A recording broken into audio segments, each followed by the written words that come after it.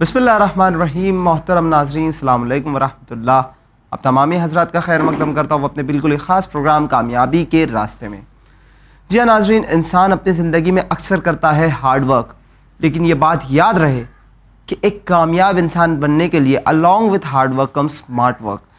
Hard work सब करते हैं, लेकिन कामयाब वही बनते हैं जो उस वर्क को स्मार्टली करे।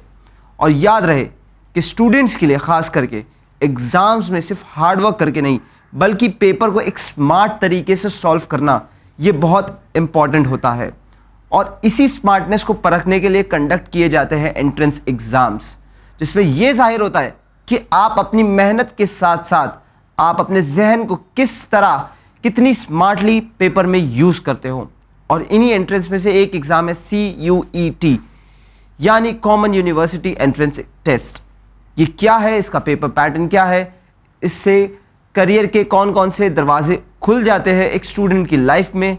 आइए इन तमाम बातों पर मज़ीद रोशनी डालने के लिए इस वक्त हमारे साथ चैनल विन के स्टूडियो में मौजूद है जनाब SM रज़ा साहब। आइए उनका हम अपने स्टूडियो में इस्तकबाल करते हैं। अस्सलाम वालेकुम सर। वालेकुम अस्सलाम और तमाम व्यूअर्स को सलाम अलैकुम।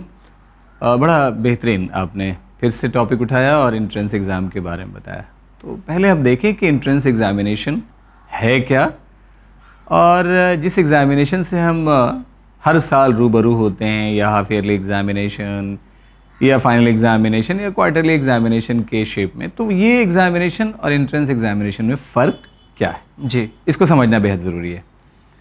स्कूल में जब आप देखेंगे तो जो पेपर्स आते हैं स्कूल एग्ज़ामिनेशन के, जैसे आप 8th में हैं, 9th में हैं, 11th में हैं, तो वो जितना आप सिलेबस पढ़ रहे हैं एक बुक से, उसी पे बेस्ड वो क्वेश्चन होते हैं। बिल्कुल। अब जैसे मैं 8th क्लास का स्टूडेंट हूँ और मैं CBSE बोर्ड का स्टूडेंट हूँ, तो मेरे सिलेबस को वेल डिज़ाइन किया गया और बताया गया है कि जो NCERT बुक जो 8th क्लास की आती है, उसमें जितने चैप्टर्स हैं उन्हीं चैप्टर्स को मुझे तैयार करना है, और जो NCERT में क्वेश्चन होंगे उसी तरह के क्वेश्चन हमारे एग्जाम में आएंगे, यानी जो पढ़ा हो वही आएगा। वही आएगा। और जो आपके जैसे सपोज कोई क्वेश्चन है 4 मार्क्स का और वो क्वेश्चन आया आपके पास, तो 2-3 सूरत हाल होती हैं। या तो वो क्वेश्चन आप अटैम्प्ट नहीं कर पाएंगे, बिल्कुल, तो जो क्वेश्चन आप अटैम्प्ट नहीं कर पाते उसमें 0 मार्क्स मिलते हैं। बिल्कुल।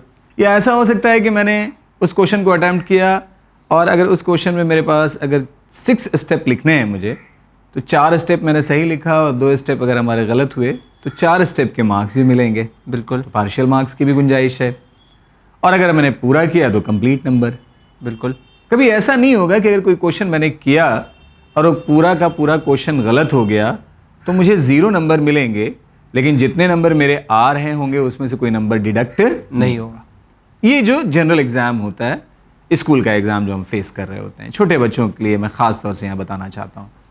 अब जैसे आप एंट्रेंस एग्ज़ामिनेशन में जाते हैं, चाहे आप JEE दें, JEE मेंस का एग्ज़ाम दें, चाहे नीट का एग्ज़ाम दें, क्लैट दें, आप CPT दें, आप NDA का एग्ज़ाम दें। थोड़े दिन पहले हमने एक प्रोग्राम में इंडियन इंजीनियरिंग सर्विसेज के बारे में बताया, उसके पहले हम लोगों ने UPSC सिविल सर्विसेज के बारे में बताया।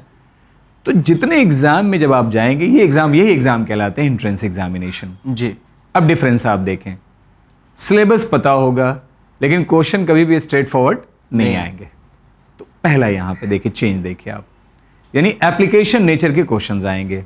दूसरा, अगर किसी क्वेश्चन को हमने अटेम्प्ट किया और वो गलत हो गया, तो अगर पहले जितना मैंने स्कोर किया होगा उस स्कोर में से कुछ नंबर हमारे कटेंगे, डिडक्ट होंगे, यानी नेगेटिव मार्किंग होगी। बिल्कुल सही। कभी भी ऐसा नहीं होगा कि किसी क्वेश्चन को हमने किया, उसमें 6 स्टेप में आंसर, 6 स्टेप या 7 स्टेप में मुझे आंसर पे पहुंचना और 3 स्टेप मैंने किया, इस स्टेप अगर मुझे नहीं आ रहा तो मुझे पार्शियल मार्क्स मिलेगा, ऐसा भी नहीं होता है। बिल्कुल।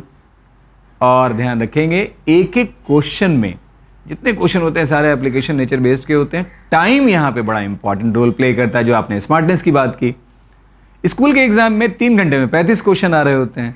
अब आप सोचें कि जो बच्चा 12 बोर्ड का एग्जाम दे रहा है वो 3 घंटे में 35 क्वेश्चन लिख रहा है, और जैसे ही 2 महीने के बाद वो नीट का एग्जाम दे रहा है, 2 घंटे यानी 3 घंटे 20 मिनट यानी 200 मिनट में 200 क्वेश्चन लिख रहा है वो, यानी पर मिनट 1 क्वेश्चन, पर मिनट 1 क्वेश्चन। तो कितना ज़्यादा फर्क है। तो जो पिछले प्रोग्राम में मैंने अर्ज किया, आपसे बच्चों को एडवाइस दे रहा हूं कि एंट्रेंस एग्जामिनेशन की तैयारी 2 दिन में नहीं होती है, पहले से तैयार होना है। अगर आप 6th में हैं, 7th में, 8th में, 9th, 10th में, तो सोचें कि आगे क्या करना है और एंट्रेंस एग्जामिनेशन के पैटर्न के पेपर्स जो हम लोग बार बार कहते हैं, जिस क्लास में आप हैं उस क्लास के ओलंपियाड एग्जामिनेशन को ज़रूर दें, ताकि पहले ही से एंट्रेंस एग्जामिनेशन क्या होता है उसके बारे में आपको पता चले। तो ये जो डिफरेंस था एंट्रेंस एग्जामिनेशन और जो स्कूल एग्जामिनेशन देते हैं उसके बारे में मैंने बताया। तो इसको ठीक से सुने और इसको प्रैक्टिकली लाइफ में उतारने की कोशिश करें। जी, और हम जिस एंट्रेंस एग्ज़ाम के बारे में आज डिस्कस करने वाले हैं वो है CUET, common university entrance test. तो बेसिकली होता क्या है और प्रायर किस नाम से ये जाना जाता था? सपोज कीजिए कि आपने 12th पास किया और आपने सोचा है कि आपको ग्रेजुएशन करना है। अब ग्रेजुएशन आपको ह्यूमैनिटीज़ के किसी सब्जेक्ट से करना है, लाइक आपको BA हिस्ट्री ऑनर्स आपको करना है जी। तो आपने अब अच्छे यूनिवर्सिटीज़ की, अच्छे कॉलेजेस की लिस्ट आपने सोची। आपने सोचा दिल्ली यूनिवर्सिटी एक बहुत अच्छी यूनिवर्सिटी है, फिर आपने सोचा मुंबई यूनिवर्सिटी भी एक अच्छी यूनिवर्सिटी है, बेंगलोर यूनिवर्सिटी हो गया, जामिया मिलिया इस्लामिया हो गया, अलीगढ़ मुस्लिम यूनिवर्सिटी हो गई, BHU आपका हो गया। इस तरह के बहुत सारे अच्छी टॉप यूनिवर्सिटीज़ के बारे में आपने सोचना शुरू किया। फिर आपने देखा कि हर यूनिवर्सिटी का अगर अलग अलग टेस्ट होगा और मैं रहता किसी एक पर्टिकुलर लोकेशन पे हूँ, तो सारी यूनिवर्सिटी के टेस्ट के लिए मैं कैसे टाइम निकालूं और किस तरह से इस एंट्रेंस एग्जामिनेशन को मैं फेस करूं। तो ये एक बहुत बड़ा चैलेंज था। ये एक्चुअली प्रैक्टिकली इम्पॉसिबल है। तो इन्हीं सारी परेशानियों से बच्चों को बचाने के लिए NTA, नेशनल टेस्टिंग एजेंसी ने ये टेस्ट फ्रेम किया है और इस टेस्ट को आप फेस करके अपने चॉइस की टॉप यूनिवर्सिटी जो सेंट्रल यूनिवर्सिटीज़ इंडिया में हैं उसमें अपने चॉइस का सब्जेक्ट आप ऑप्ट कर सकते हैं, प्रोवाइडेड आपकी रैंक बेहतर हो। तो ये वही एग्ज़ाम है जो आपको किसी भी सब्जेक्ट में ग्रेजुएशन यानी UG प्रोग्राम के लिए अच्छे कॉलेज में एक सीट दिलाने के लिए आपकी हेल्प करेगा। इस एग्जामिनेशन को आप 12th के बाद फेस कर सकते हैं। जी। अब जैसा कि आपने कहा 12th के बाद फेस कर सकते हैं, तो इसके अलावा भी इसका कुछ तो एलिजिबिलिटी क्राइटेरिया होगा। हम चाहते हैं अपने व्यूअर्स के लिए आप इसे बयान। ग्रेजुएशन आप अगर 12th मैंने ह्यूमैनिटीज़ से किया जी, तो मुझे फिर ह्यूमैनिटीज़ में आगे बढ़ना है। बिल्कुल। अगर मैंने कॉमर्स से 12th किया तो आगे चल के मैं कॉमर्स और आर्ट्स दोनों तरफ जा सकता हूँ। बिल्कुल। और अगर मैंने साइंस से 12th किया तो हमारे पास ऑप्शंस तीनों हैं, मैं साइंस, कॉमर्स, आर्ट्स कहीं जा सकता हूँ। आगे कुछ चीज़ें और चेंज होंगी, इंशाल्लाह मैं उसे अपडेट करूँगा। और डेफिनेटली अपडेट्स को ध्यान से सुना करें, क्योंकि होता क्या है कि हमारे पास जानकारी जो होती है वो पिछले 2-3 साल पहले की होती है। और जब हम एंट्रेंस एग्जामिनेशन का फॉर्म फिल करके और ब्रोशर जो इन्फॉर्मेशन बुकलेट होती है उसको हम पढ़ नहीं रहे होते हैं और उसमें कुछ ना कुछ हर साल या 2 साल 3 साल के बाद कुछ ना कुछ तब्दीली आती है। तो जब भी हम लोग अपडेट के बारे में कहें, ध्यान से सुने और उसको नोट भी करें। तो अब जैसे मान लिया मैंने 12th में PCM किया या अगर मैंने 12th में ह्यूमैनिटीज़ लिया और मुझे ग्रेजुएशन में हिस्ट्री ऑनर्स रखना है, तो हिस्ट्री ऑनर्स में मुंबई यूनिवर्सिटी भी ऑप्ट कर सकता हूँ, चाहूँ तो मैं जामिया मिलिया इस्लामिया भी ऑप्ट कर सकता हूँ। तो इसके लिए 12th के इमीडिएट, जैसे फरवरी का महीना आप देखेंगे ये फॉर्म फरवरी मार्च में निकल जाते हैं, अटेंटिव रहना है, ये फॉर्म निकलेगा, फॉर्म को फिल करना है।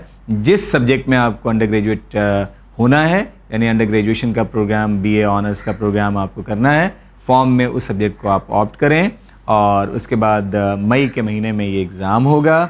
इस एग्ज़ामिनेशन में अच्छी आप रैंक लेके आएँ और रैंक लाने के बाद अपनी चॉइस का कॉलेज और चॉइस का सब्जेक्ट भी आप लें और अपनी ज़िंदगी को आगे बढ़ाएं। जी, तो यानी 12th के बाद जो एंट्रेंस एग्जाम का सिलसिला है वो इंसानी ज़िंदगी में शुरू हो जाता है। जी। लेकिन अफसोस ये हमने ये देखा कि समाज में जो एंट्रेंस एग्जाम के लिए आज भी इतनी अवेयरनेस नहीं है ओवरऑल।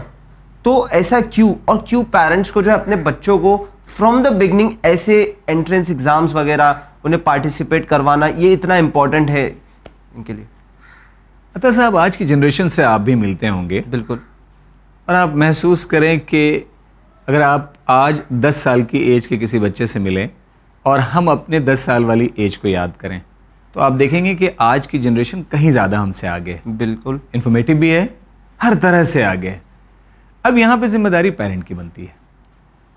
पेरेंट यहाँ पर अपनी जो जिम्मेदारियाँ आपकी हैं उन जिम्मेदारियों को आप समझें और उसको आगे बढ़ाने की कोशिश करें। देखिए, एंट्रेंस एग्जामिनेशन के बारे में जो मैं कह रहा हूँ, CUET में जब आप देखेंगे तो पूरा हिंदुस्तान, अगर दिल्ली में बैठा हूँ और मुझे BHU से अगर ग्रेजुएशन करना है तो ये ख्वाहिश हमारी होगी कि हम भी वहाँ एडमिशन लें। एक मुंबई में बैठा हुआ बच्चा वो भी चाहेगा, बेंगलोर में बैठा हुआ, चेन्नई में बैठा हुआ, हर तरफ।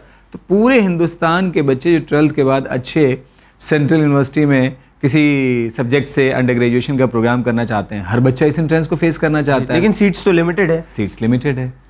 जब सीट्स लिमिटेड है तो एंट्रेंस टफ होगा, कट ऑफ हाई जाएगी, और इस तरह की कट ऑफ जब तक आप पहले से उसके लिए अवेयर ना हो, पहले से अगर आपने तैयारी शुरू नहीं की होगी, तो नॉलेज तो होगी, लेकिन उस नॉलेज के बाद भी आपकी कट ऑफ यानी आपका स्कोर इतना अच्छा नहीं होगा कि आप मेरिट लिस्ट में आए, और जानकारी होने के बावजूद भी उस स्मार्टनेस से, जैसा आपने इशारा किया, अगर आपने प्रिपरेशन नहीं किया होगा, पेपर के पैटर्न को नहीं देखा होगा, स्पीड एंड एक्यूरेसी अपने अटैम्प्ट में आपने नहीं लाई होगी, तो सब्जेक्ट का नॉलेज होने के बावजूद भी हो सकता है आप एंट्रेंस को क्रैक नहीं कर पाएँ। जी, जैसा कि आपने कहा स्मार्टनेस, तो एंट्रेंस एग्ज़ाम को क्रैक करने के लिए एक तरफ एक बंदा करता है हार्ड वर्क और एक स्टूडेंट है वो करता है स्मार्ट वर्क, तो दोनों के वे ऑफ प्रिपरेशन में किस तरह से एक मेजर डिफरेंस हमें पाया जाएगा?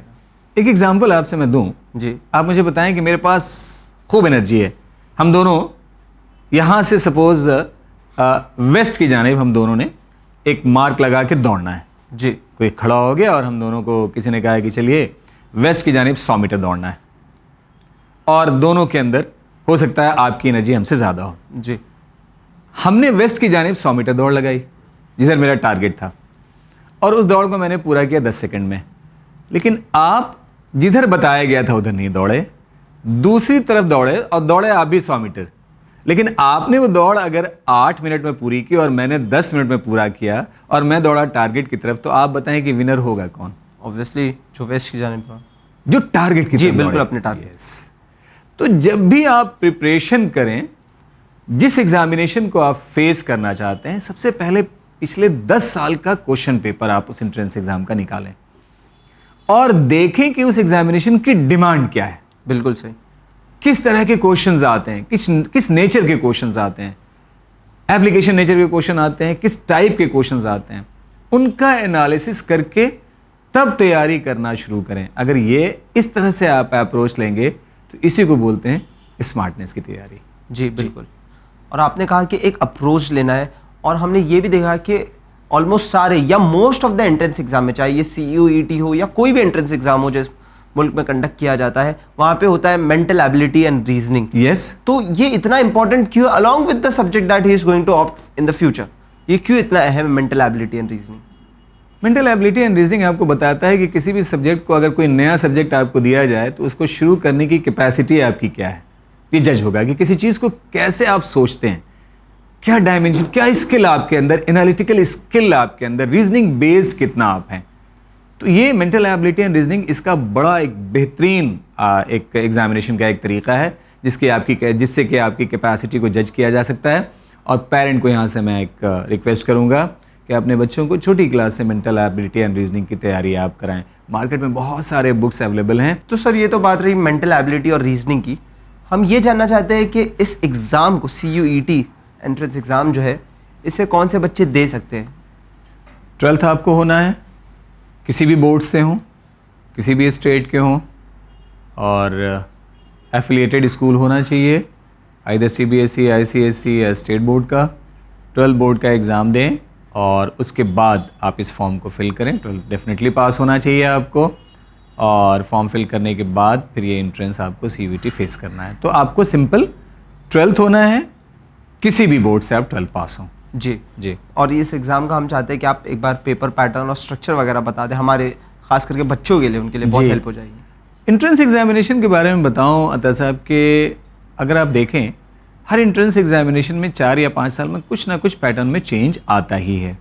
जी। तो मैं पिछले साल के बेस पे आपको बता रहा हूं, क्योंकि अभी तक UG प्रोग्राम की नोटिफिकेशन नहीं आई है। हाँ, इसमें एक बात और ऐड करूं कि किसी यूनिवर्सिटी में आप जब अंडर ग्रेजुएशन का प्रोग्राम लेते हैं तो उसके अलावा PG प्रोग्राम्स भी होते हैं उसी यूनिवर्सिटी या उसी यूनिवर्सिटी में, या अगर दीगर यूनिवर्सिटी में भी आप जाना चाहें। जैसे आपने UG प्रोग्राम मुंबई यूनिवर्सिटी से किया और आपको लगता है कि आप दिल्ली यूनिवर्सिटी से PG करें, तो वो ऑप्शन आपके पास NTA अगेन CUET UG के अलावा CUET PG भी होता है। एक दोनों होता है। जी। दोनों होते हैं। PG यानी post graduation MA MSc MCOM के लिए दाखिला, और की नोटिफिकेशन ऑलरेडी आ चुकी है पीजी कोर्स की, यूजी कोर्स की अभी नहीं आई है। जैसे आएगी हम लोग अपडेट करेंगे आपको। पिछले साल के बेस पे आपको बता रहा हूँ, फॉर्म लगभग फरवरी के महीने में निकल ही जाता है, मई के महीने में एग्जामिनेशन होता है। पिछले बार एग्जामिनेशन दो तरह से किया गया, ऑफलाइन यानी पेन पेपर वाला मोड भी था, और सीबीटी कंप्यूटर बेस्ड टेस्ट जो ऑनलाइन होता है, एग्जामिनेशन सेंटर पे जाके आपको एग्जाम देना है, ध्यान रखेंगे आप। तो सीबीटी मोड में भी हुआ था और ऑफलाइन यानी पेन पेपर में भी हुआ था। अभी जैसे नोटिफिकेशन आएगी आपको पता चलेगा, लेकिन आपके जरिए एक बात मैं रखना चाह रहा हूँ कि आहिस्ते आहिस्ते मैक्सिमम एग्जामिनेशन जो है पेन पेपर से हट करके अब वो सीबीटी यानी कंप्यूटर बेस्ड टेस्ट होते जा रहे हैं। हाँ, जितने भी एग्जामिनेशन आप देखेंगे। हाँ, लेकिन यहाँ पर एक बात अपडेट के तौर पे पेरेंट को बता रहा हूँ कि नीट, जिससे आप MBBS, BDS, BUMS, BHMS, BAMS में आप एडमिशन ले सकते हैं, ये एग्जामिनेशन पिछले साल ऑफलाइन हुआ था। बहुत बार इस तरह की बात आ रही थी कि इस बार ये ऑनलाइन हो जाएगा, लेकिन ये एग्ज़ाम इस साल भी ऑनलाइन नहीं हो रहा है। 2025 में भी नीट ऑफलाइन ही होगा। लेकिन इसके अलावा मैक्सिमम एग्जाम सीबीटी होते जा रहे हैं। तो पिछले साल सीयूईटी ऑफलाइन भी था, ऑनलाइन भी था। इस साल जो नोटिफिकेशन आएगी उससे पता चलेगा। यानी कुछ खास वजह इसकी ऑनलाइन होने पर एग्जाम्स के मोस्ट आप डेफिनेटली आप सोचें कि जहां 13 लाख बच्चे अपीयर हो रहे हैं, वहां 13 लाख टेस्ट पेपर, एक टेस्ट पेपर तकरीबन 15 से 20 पेज का होता है। तो सोचें कितना ज़्यादा पेपर का वेस्टेज है। और हर आंसर शीट के लिए एक ओएमआर, एक पेपर के लिए एक ओएमआर एज आंसर शीट आपको मिलेगी। तो बहुत ज़्यादा पेपर का वेस्टेज है। और पेपर आपको पता ही है कि ट्रीज कट करके बनाई जाती है, जिससे कि एनवायरनमेंट पे एक नेगेटिव इम्पैक्ट पड़ता है।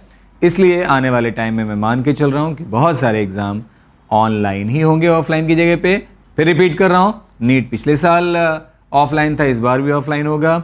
सीयूईटी यूजी पिछले बार ऑफलाइन ऑनलाइन दोनों था। इस बार नोटिफिकेशन जैसे आएगा आपके सामने सारी बातें आएंगी। जी, हम ये चाहते हैं कि आप एक बार पेपर का स्ट्रक्चर और इसका मार्किंग सिस्टम आप बयान कर दीजिए। जितने भी एंट्रेंस एग्जामिनेशन होते हैं उसमें एमसीक्यूज बेस्ड अब ये सारे एग्जाम हो गए हैं। एक क्वेश्चंस होते हैं, 4 आंसर्स होते हैं, जिसमें कोई एक करेक्ट होता है। नेगेटिव मार्किंग भी होती है। 4 नंबर अगर करेक्ट पे मिलेंगे तो 1 नंबर नेगेटिव पे भी मिलेगा। नेगेटिव मार्किंग का आपको ध्यान रखना है। नंबर ऑफ क्वेश्चंस बहुत ज़्यादा होते हैं, एप्लीकेशन नेचर बेस्ड के क्वेश्चंस होते हैं। तो फिर इशारतन मैं कहूँगा प्रीवियस ईयर का पेपर आपको हेल्प करेगा स्मार्ट प्रिपरेशन में। जी, तो स्मार्टनेस से अगर प्रिपरेशन करना है तो आप अपने टारगेट को पता कीजिए कि किस तरह की डिमांड, फिर मैं रिपीट कर रहा हूँ, किस तरह की डिमांड उस एंट्रेंस एग्जामिनेशन की है।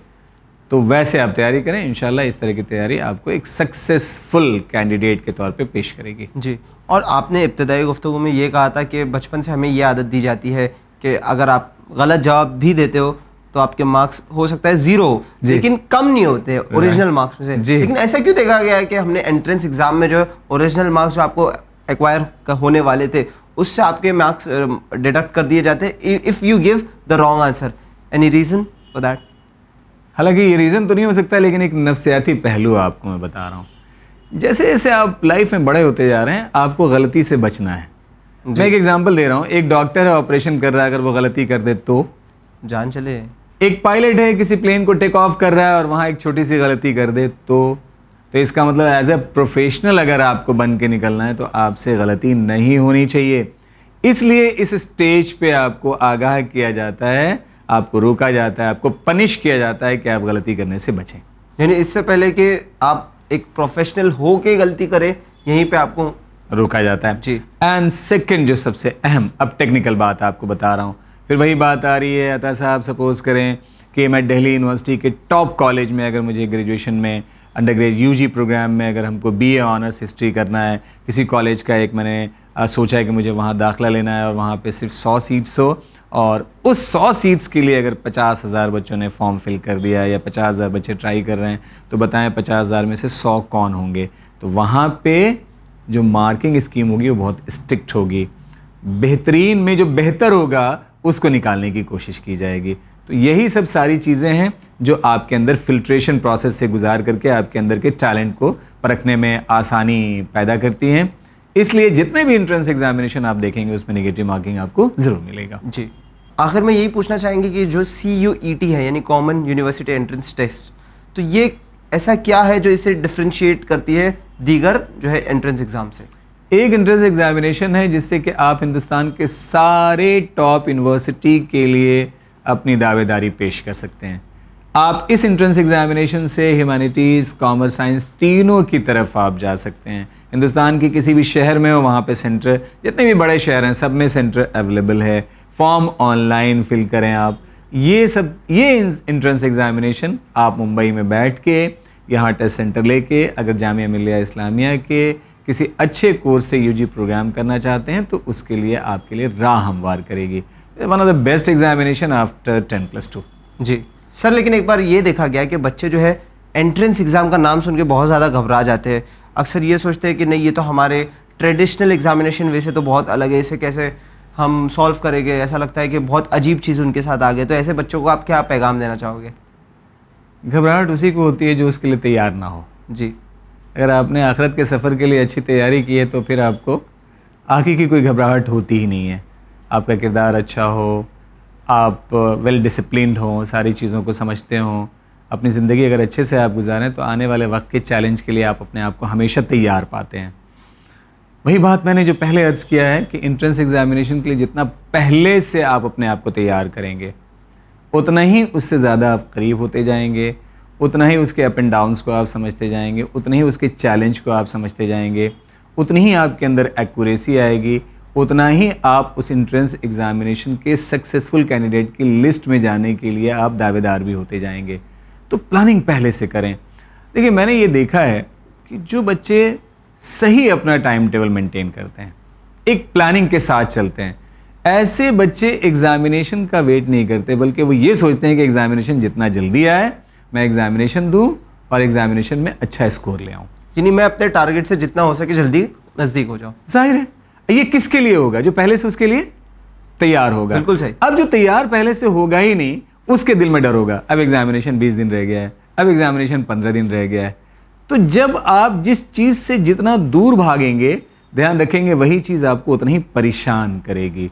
तो भागना नहीं है। एंट्रेंस एग्जामिनेशन आपके लाइफ को रोशन बनाने के लिए, आपके फ्यूचर को ब्राइट बनाने के लिए इस तरह के एग्ज़ाम्स रखे गए हैं। इस एग्जामिनेशन प्रोसेस से आपको गुजरना है और बेस्ट कॉलेज में आपको सीट पाने की कोशिश करना। तो डरने से, देखिए नफ्सियाती क्या होता है, साइकोलॉजिकली भी आप सोचें, जब आप डरते हैं तो आपके सोचने की सलाहियत भी कम होती है। नहीं, वो वर्ड एग्ज़ाम से डर जाते हैं बच्चे अक्सर।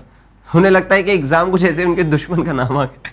मैं बच्चों से हमेशा एक एग्जाम्पल देता हूँ, और आपके साथ भी प्रोग्राम में कितनी बार मैंने इस एग्जाम्पल को दिया होगा। मैं 8th क्लास में पढ़ रहा हूँ जी, और किसी ने मुझे कह दिया है कि नहीं, 8वीं क्लास से 9वीं क्लास में जाने के लिए 8 साल आपको 8वीं में पढ़ना है। तो सबसे पहले हाथ खड़े। मैं ये चाहूँगा कि 1 साल के बाद 8वीं से 9वीं में पहुँच जाऊँ। बिल्कुल। तो अब आप मुझे बताएं कि 8वीं से 9वीं में पहुँचने के लिए क्राइटेरिया क्या है? एग्ज़ाम। बिल्कुल। तो अगर एग्जामिनेशन न लिया जाए तो आपके पढ़ाई का मीनिंग क्या है? बिल्कुल सही। अगर मंजिल आपके पास नहीं हो तो दौड़ते रहिए दिन भर। आप दौड़ रहे किस लिए हैं? अगर यही आपको पता नहीं हो तो आपकी दौड़ फिर मीनिंगफुल नहीं है। तो पता चलना चाहिए कि आप किस लिए मेहनत कर रहे हैं, और ये मेहनत केवल सिर्फ ऑनली चेक हो सकती है आपके एग्जामिनेशन से। तो अब ध्यान रखें, आपको पूरे साल 364 दिन इसलिए दिए जा रहे हैं कि 365वें दिन आपका एग्जाम हो। तो हमें तो खुश होना चाहिए कि जिस चीज़ के लिए मुझे इतना लंबा वेट करना पड़ रहा है, वो चीज़ अगर हमसे करीब आ रही हो तो मेरे अंदर एक्साइटेशन आना चाहिए। जी बिल्कुल। यूजुअली प्रिपरेशन के टाइम ऐसा होता है, हमने देखा है, और माशाल्लाह से बच्चे बहुत ज़्यादा मेहनत एफर्ट डालते, और साथ ही साथ पेरेंट्स भी उसमें जो है अपना एफर्ट डालते हैं कि किसी भी तरह से बच्चों को डिस्टर्बेंस ना हो। लेकिन इस सूरत हाल में जो स्ट्रेस मैनेजमेंट है, बच्चों का अक्सर स्ट्रेस हो जाता है, हेल्थ डिटेरियोरेट हो जाती है। तो आप बच्चों को और उनके पेरेंट्स को क्या पैगाम देना चाहते हो इस सूरत हाल में? एक और एग्जाम्पल जो पिछली बात में कर रहा था उसमें कोरिलेट कर रहा हूँ। ये बताएं, किसी बच्चे का बर्थडे है, सपोज करें कि अगर उसका बर्थडे, मैं एक अंदाज से बोल रहा हूँ, अगर 20 फरवरी में जी, और 10 फरवरी को अपने बर्थडे के बारे में प्रोग्राम बना रहा, तो जैसे जैसे बर्थडे से करीब वो आता है उसके अंदर खुशी आती है या वो परेशान होता है? खुशी आती है। बिल्कुल सही। ऐसे एग्ज़ाम को लेना है। अब मेरा एग्ज़ाम 8 दिन रह गया है, अब मेरे एक्साइटेशन में और इजाफा होना चाहिए, देखना चाहिए मेरी प्लानिंग कहाँ कम है, मैं जल्दी से उस प्लानिंग को आप पूरा करूं। जैसे अगर आपके घर में कोई फंक्शन आना है और दिन कम बचे होते तो आप देखते हैं कि क्या क्या तैयारी अधूरी रह गई है जी। उस पर आप काम करने की कोशिश अच्छा, करते जिस तरह से बर्थडे में इंसान खुद एक्साइट होता है Yes. कि हाँ ये मेरा दिन है, उसी Yes. तरह से एग्जाम को ऐसा ट्रीट करना, ये मेरा दिन है। यस और आप देखते हैं कि मेरा बर्थडे 4 दिन रह गया, ये चीज़ नहीं आई है, जल्दी से मैं ले आऊँ। अब 3 दिन रह गया, ये चीज़ अभी पूरी नहीं हो पाई है, मैं ये इसको पूरा कर लूँ। ऐसे ही एग्ज़ाम को लीजिए आप कि अब मेरा मैथ्स का पेपर, साइंस का पेपर या इंग्लिश का पेपर सपोज अगर 20 फरवरी में है, अभी मैं यहाँ पे हूँ, इस दिन मुझे ये काम कर लेना है, इस दिन ये काम कर लेना है। तो प्लानिंग से जब आप लेके चलेंगे तो परेशानी नहीं आएगी। और पेरेंट के बारे में आप जिस तरह से बर्थडे के लिए हम चेकलिस्ट बनाते हैं, ये है ये है ये, उसी तरह से एग्जाम के लिए भी क्यों नहीं बना सकते? क्यों नहीं बना सकते? तो चीज़ों को जितना आसानी से ज़िंदगी में आप लेंगे उतनी ही वो चीज़ आपको आसान लगेगी। जिन चीज़ों से डरना चाहिए हम उससे नहीं डरते हैं। डरना किससे है? अगर आपका मुस्तकबिल अच्छा नहीं हो, फ्यूचर अच्छा नहीं हो, उससे आपको डरना है। एग्जाम से डरना नहीं है। नहीं ये है। तो आपके मुस्तकबिल को बेहतर बनाने वाली चीज़ है। और पेरेंट के सिलसिले में ख़ास तौर से मैं कहूँगा इस वक्त जो एग्जामिनेशन, जैसे बोर्ड्स के बारे में मैंने बताया कि बोर्ड एग्जामिनेशन बहुत करीब है बच्चों से, अपने बच्चों के हाइजीन, ख़ास तौर से खाने पीने का ख़ास तौर से उनका ध्यान रखें, सेहत का ध्यान रखें। क्योंकि ऐसे टाइम में अगर बच्चे की 2 दिन भी तबीयत ख़राब होती है तो इधर के 2 दिन पहले के 10 दिन के बराबर है। बिल्कुल। और जंक फूड से बच्चों को बचाएं। देर रात तक पढ़ने की आदत मैं कभी भी प्रोडक्टिव नहीं मानता। टाइम टेबल ऐसा आप मेंटेन करें कि आप 11 बजे रात तक या 12 बजे तक हार्डली सो जाना चाहिए आपको। और एक बड़ी टेक्निकल बात मैं यहाँ से रख रहा हूँ आपके सामने, किसी भी एग्जामिनेशन की जब आप तैयारी से करीब हों तो उस एग्जामिनेशन के प्रीवियस ईयर का पेपर आपको करना चाहिए। सपोज अगर मुझे CUET देना है जी, CUET का पेपर अगर 2 घंटे का है तो मुझे करना क्या है कि प्रीवियस किसी ईयर का पेपर डाउनलोड कर लेना है नेट से। घर में टेबल चेयर, देखिए बेड पे लेट के आपको नहीं करना है जी, टेबल चेयर पे बैठना है। जिस वक्त वो पेपर का टाइम हो, सपोज अगर उस पेपर के का टाइम 11 से 1 हो, 11 से 1 घर में आप बैठें, टेबल चेयर पे आप एकदम प्रॉपर बैठें, सिटिंग अरेंजमेंट प्रॉपर रखें और 11 से 1 घड़ी रखें और 2 घंटे में उस पेपर को अटेम्प्ट करने की कोशिश करें। यानी अपनी बॉडी को उसी तरह से ढालने की कोशिश करें जैसी रिक्वायरमेंट एग्जामिनेशन हॉल की है। यानी महसूस करें कि हाँ आप उस वक्त एग्जामिनेशन हॉल में मौजूद हो। जैसे जिस्म को जैसे ढालेंगे जिस्म वैसे ही ढलेगा।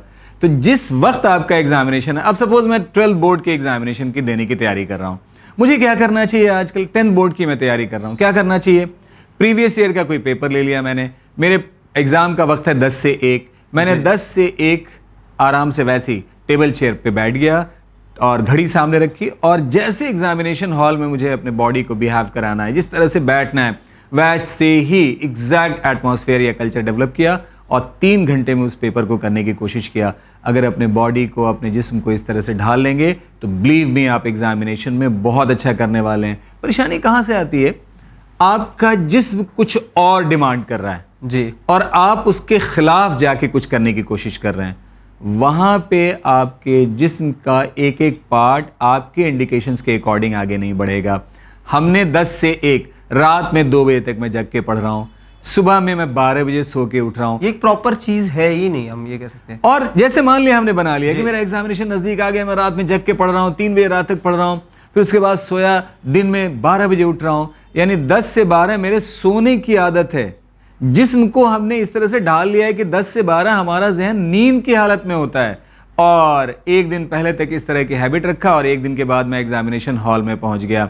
बिलीव मी 10 से 12 उस वक्त आपकी बॉडी नींद ही डिमांड करेगी और आप जगना चाहेंगे, आपका माइंड आपके अपोजिट डायरेक्शन में काम करेगा, फॉर्मूला भूलेंगे, सारी चीजें वहां से आपकी गलत होने लगेंगी और जो अच्छा अटेम्प्ट पेपर का जाना चाहिए वो कहीं ना कहीं गलत जाएगा। जी, यानी हम ये कह सकते हैं जो आपने स्ट्रैटेजी बताई कि जैसा 10 से 1 पेपर है तो 10 से 1 आपको एक्चुअली में टेबल पे बैठना है। ये हम ये कह सकते हैं सिमुलेशन मॉडल है। जिस तरह से पायलट को डे 1 पे ही प्लेन हाथ में नहीं दिया जाता है, उसी तरह से आपको डायरेक्टली एग्जामिनेशन हॉल में नहीं जाना, वो सिमुलेशन मॉडल ट्राई करना, हम ये कह सकते हैं। अब आप बताएं, आज के बच्चे क्रिकेट से बहुत ज्यादा लगाव रखते हैं। जी, इंडिया की टीम ऑस्ट्रेलिया गई होगी, क्या पहले दिन जाती है टेस्ट खेलती है या T20 या वनडे खेलती है? नो, क्या खेलती है? पहले प्रैक्टिस मैच।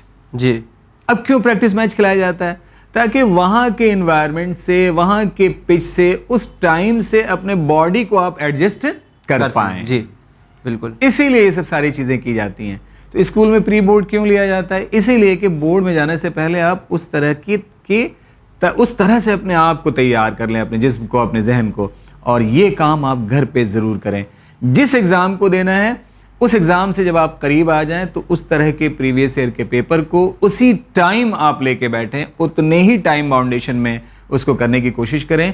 ये चीज़ आपके अंदर बहुत इम्प्रूवमेंट लेके आएगी। जी, बहुत बहुत शुक्रिया सर कि आपने इतनी अच्छी स्ट्रैटेजीज बताई CUET या आपके बोर्ड एग्जाम्स हो गया, कोई भी एग्जाम्स होगा उसे क्रैक करने के लिए। And we are very happy to say कि आप इतने सालों से हमारे व्यूअर्स को गाइड कर रहे हो, एक सही राह दिखा रहे हो कि किस तरह से आपको एंट्रेंस क्रैक करना है, क्या फील्ड आपको ऑप्ट करनी है इन द फ्यूचर।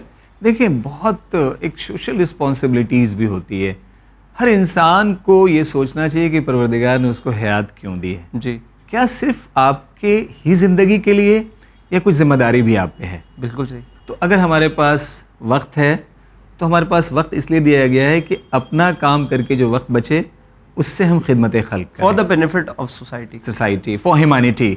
मुल्क के लिए, अपने आस पड़ोस के लिए हमें काम करना है, गरीब बच्चों के लिए काम करना है, अपने मोहल्ले के लिए काम करना है।